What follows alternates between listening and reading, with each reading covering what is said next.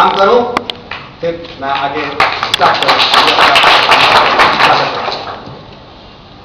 ICICI Pru की team और MFRT की टीम को मैं थैंक्स करना चाहूँगा, जो ऐसे प्लेटफॉर्म डेवलप करती है जहां हमारा कन्विक्शन स्ट्रांग होता है और हमारा मोटिवेशन का लेवल एक ऐसा होता है कि हम क्लाइंट के साथ पूरे जोश के साथ बात कर सकें।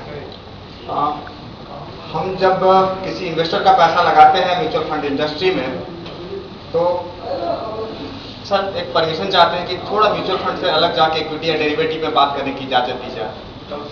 बस 10 या 15 मिनट लूंगा, बस इससे ज्यादा कंसर्न है सर, कंसर्न है हमारे क्लाइंट का वेल्थ जो मेंटेन हुआ। दो इंपॉर्टेंट चीज है जिसके कारण से क्लाइंट हमारे साथ कंटिन्यू करता है या अटैच होता है। पहला वेल्थ क्रिएशन जो उसके दिमाग में होता है, उसके अपने पैटर्न के हिसाब से, अपने टारगेट के हिसाब से, एक उसके कारण से वो अटैच होता है, उसकी कुछ एक्सपेक्टेशंस है। दूसरा होता है कि जो उसके एक्सपेक्टेशंस है हमने उसको मीट किया है। ये दो कारण यदि रहे तो कभी भी वो हमसे डिटैच नहीं होता है। हमारे लिए बहुत बड़ा चैलेंज होता है जब मार्केट स्टैटिक नहीं हो सकता है, तो कि जो वेल्थ क्रिएट हुआ है उसका प्रिजर्वेंस कैसे हो। यदि 40% या 60% रिटर्न बन चुका है, अब ये नीचे नहीं जाए, एक तो ये कंसर्न हो जाता है। दूसरा कंसर्न हमारा हो जाता है कि यदि उसने 20% का एक मार्किंग रखा है रेट ऑफ रिटर्न का, एक प्लान बनाया है कहीं से या बनवाया है किसी CFP से, required rate of return 14%, if you are keep generating, आपका गोल अचीव हो जाएगा। माफ कीजिएगा भाई साहब, किसी बेंचमार्क से वो उसकी कोई उम्मीद नहीं है। बेंचमार्क यदि 4% नेगेटिव हो गया, and I am going to say कि बिकॉज बेंचमार्क नेगेटिव हो गया 4%, इसलिए पैसा नहीं बना। मार्केट खराब था इसलिए नहीं बना। यूरोपियन इकोनॉमी में ऐसा हो गया नहीं बना। मेरे ख्याल से इन्वेस्टर खुश नहीं होता है। मेरे सामने वो चुप जरूर रह जाता है, बट अंदर से वो खुश नहीं होता है, और न ही हम उसके मोटिवेशन लेवल को या अपने से हमारा जो अटैचमेंट का फोर्स है हम उसको बरकरार रख पाते हैं। हम देखें यदि पिछले 5 सालों में AMC के डिफरेंट प्रोडक्ट्स को, जनरली हमारी आदत हो गई है उन चीजों को देखने को जो मार्केट में इजीली अवेलेबल होते हैं, चाहे वो प्रोडक्ट्स हैं या सॉल्यूशन है।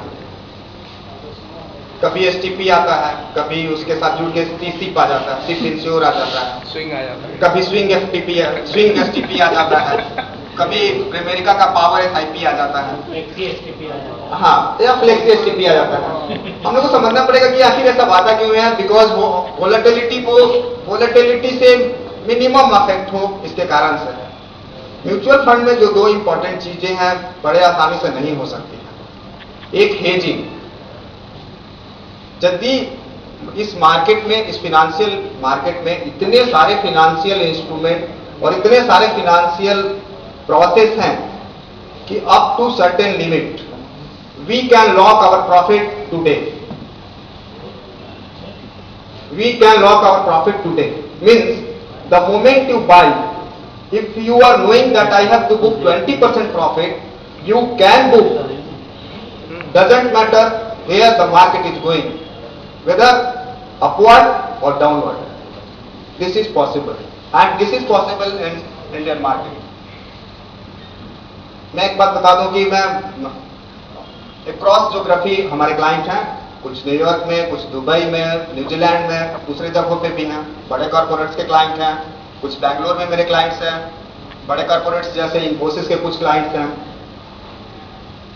पिछले महीने इन्फोसिस के मेरे क्लाइंट्स हैं, बताए कि एक बात और भी, मैं चार्ज करता हूं।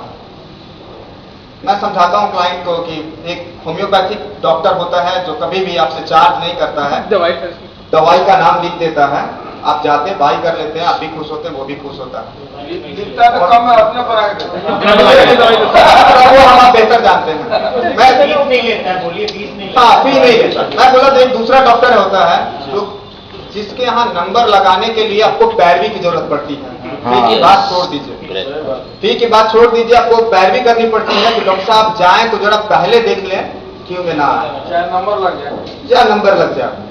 यदि आप इन चीजों के डिफरेंस को समझते हैं तो फिर क्वालिटी का मतलब आपको समझ में आता है फिर आप अपने गोल के तरफ या फिर आपका जो टारगेट है उसकी तरफ सोच सकते हैं। अदरवाइज फिर भगवान मालिक है, फिर नेचर मालिक है आपका। बहुत सही बात। एक दो इम्पोर्टेंट बात, की बहुत इम्पोर्टेंट बात भाई साहब ने कही कि एक क्लाइंट आया, अभी सबको याद है विषम परिस्थिति में जब 16,000 के लेवल पे मार्केट है, मेरे पास भी क्लाइंट्स आते हैं 2 साल से SIP चल रहा है, रिटर्न नेगेटिव है या 3% है, 4% है।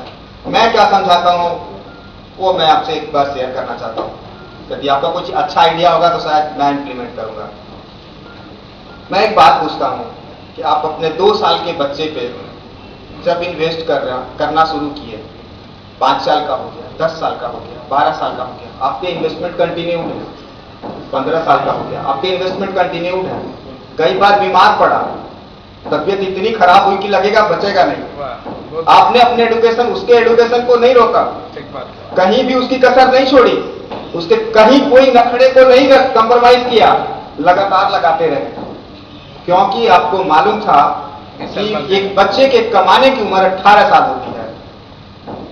जब आप किसी क्लाइंट को ये बोल के बेचते हैं कि इक्विटी की उम्र 15 साल कमाने की होती है, यदि 5 साल कोई उम्र बता रहा है तो बताने वाला गलती कर रहा है।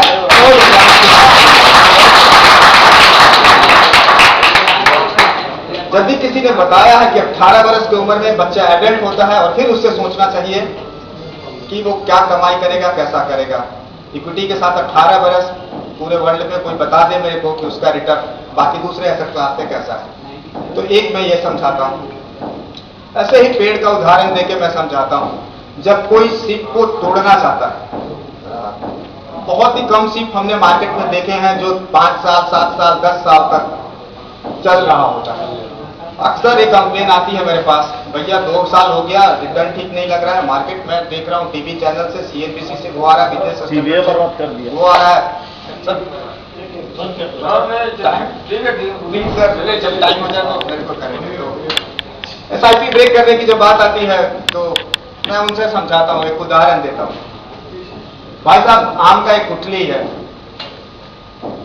इसमें ताकत है हजारों आम पैदा करने की। कई इन्वेस्टर कैसे करते हैं ये उन पे कैसे डिपेंड करता है। आम की गुठली को कोई बो देता है, 1 महीने में एक छोटा पौधा नन्हा सा खिल जाता है।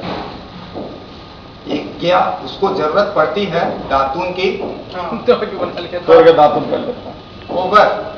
ओवर खुश हो गया। गुठली का दाम उसको बहुत कम लगा था या फ्री का भी लगा, इतना बड़ा ओवर। दूसरा थोड़ा बड़ा होता है, थोड़ी लकड़ियों की जरूरत पड़ती है, कोई दूसरा बिजनेस दिमाग में लगता नहीं है, ओवर। तीसरा व्यक्ति, फ्यूचर की ट्रेडिंग इस वर्ल्ड में आज से 150 साल पहले विदेशों में होती थी, हमारे यहाँ भी फॉरवर्ड की ट्रेडिंग होती थी, स्ट्रक्चर्ड बाद में हुआ इंडिया। दूसरे लोग क्या, जब देखेंगे जो कॉन्ट्रैक्टर लोग होते हैं, पहचान करने वाले लोग होते हैं, सिचुएशन को दूसरे से पहले पहचानते हैं। देखेंगे आपका पौधा बड़ा अच्छा है, वो जाएंगे बात करेंगे, अगले 5 साल के लिए बेचोगे क्या? आम अभी आया नहीं है, आम अभी आया नहीं, वो खरीद लेते, अगला 5 साल के लिए बेच दिया, थोड़ा पैसा मिला। और एक आदमी होता है, बोतल नहीं, हमने पुरखों की जमीन पे लगाई है आम के पौधे, इसको मैं अगले पीढ़ी के लिए रखूंगा, आम भी खाएंगे, बेचेंगे भी और रखेंगे। बहुत बढ़िया। कुछ ऐसी ही चीजें हैं, जब हमारा कन्विक्शन का लेवल कुछ ऐसा होगा तब हम सॉल्यूशन देने के पोजीशन में होंगे। मुझे समझ में नहीं आती कि हम लोग ऐसा वर्ड यूज करते हैं, sales, equity sales, mutual fund sales. ये चीजें सेल करने की है नहीं बनती, ये चीजें एडवाइस करने की चीज है। बहुत सही। ये चीजें सेल करने की नहीं है, सेल तो प्रोडक्ट होते हैं, ये सर्विसेज है जिसकी एडवाइस हमको करनी है, चुनने देना है उनको कि वो कौन सा पसंद करते हैं। कोई अपने को यहाँ एडवाइजर नहीं बोलता है, इसलिए एडवाइजर बोलना बहुत जरूरी है। एडवाइजर को नहीं बोलता है, एक और इम्पोर्टेंट बात, समय बहुत कम है। एसेट एलोकेशन एक बहुत ही बड़ा सब्जेक्ट है, एकदम और एसेट एलोकेशन इतना आसान नहीं है। ये केवल इतना नहीं